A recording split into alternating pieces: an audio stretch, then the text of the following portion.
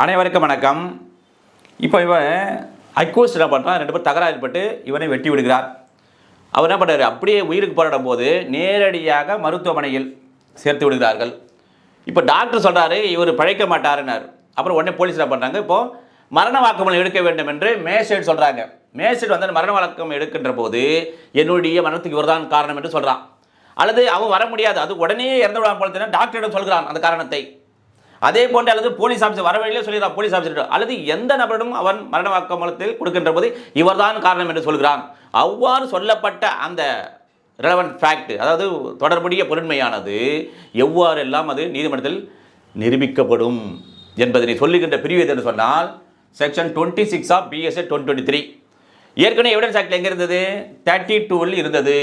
எந்த மாற்றம் இல்லை. எனவே முழு விவரங்களுக்கு சாட்சியின் லிங்கை பயன்படுத்தி வீடியோவை பார்த்து கொள்ளவும்.